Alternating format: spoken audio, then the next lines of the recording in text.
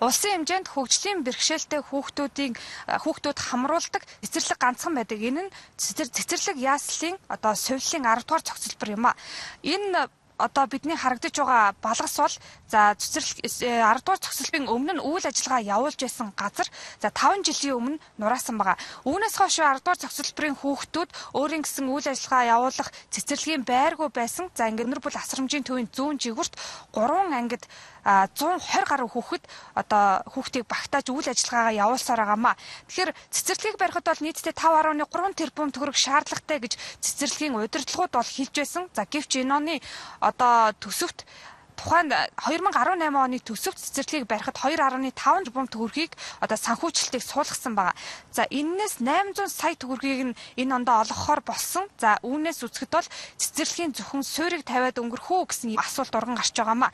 Тэгэхээр 10 дугаар цогцлборын хүүхдүүд дахин нэг жил өөрийн гэсэн байртай ямар ч байсан болж чадахгүй гэдг нь тодорхой болоод байна. Ер нь тусгай зорилтын бас тоноглол, тоног төхөөрөмж, тусгай зорилтын гэдгээр энгийн цэцэрлэгээс жаахан үнэлгээ өндөр байх ёстой гэдэг асуудал яригдсан. Тэгээд мэдээж энэ барилгын асуудал яригдаад явж явах явцад эрхчлэлийн төсвийн тодтгол явахад юм уу, эрхчлэлийн төсөв дээр бас ахаад тэр тусгай зорилтын тоноглол, янз бүрийн тэр барилга дээр нэмэгдэл өртөг гарах бол тэрийг нь шийдээд явах боломжтой юм а гэдэг дээр бол санал нэгдсэн байна. 2018 онд 800 сая төгрөг батлагдчихж байгаа. Нийт төсөв төртөг нь 2.5 тэрбум. 800 сая төгрөг бол ямар ч үс ажил эхлүүлээд явж байна. Хавар төсвийн тодтгол явбал тодорхой хэмжээнд нэмэх боломжтой.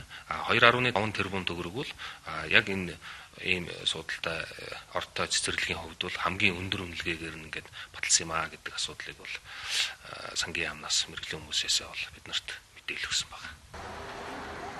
Боловсролын яамнаас 5 давхар сувллын зориулалттай байр гэсэн төсвийг сангийн яамд хүргүүлжээ. Ингээд сангийн яамнаас 2 давхар цэцэрлэг барихаар төсөвт мөнгийг нь суулгасан тусгай тоног төхөөрөмж шаардлагатай хөгжлийн бэрхшээлтэй хүүхдийн цэцэрлэг учраас энгийн цэцэрлэгтэй харьцуулахад төсвийг нь арай нэмж суулгасан гэлээ. Гэвч эх хонд 800 сая төгрөгөөр цэцэрлэг бариад ашиглалтанд оруулж хүүхдүүдийг хүлээж авах боломжгүй. Харин 10 дугаар цогцлборын барилгын асуудлыг төсөвт суулгаж өгнө гэж хэлж байсан.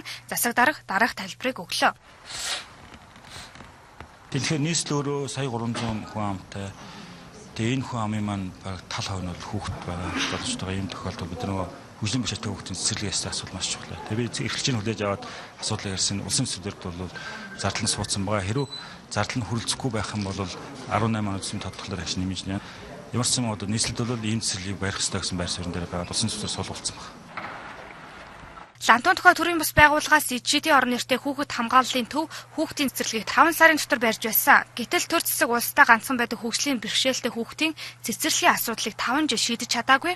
Харин энэ жилийн хувьд улсын төсөвт мөнгөний суулгасан учраас асуудал шийдэгдсэн гэж ам тагилж байгаа ч 800 сая төгрөг цэцэрлэг барихад хүрэлцэхгүй учраас бяцхан өрс дахин нэг жил асрамжийн төвийн зүүн жигүүрт толгой хоригдох нь тодорхой болоод байна.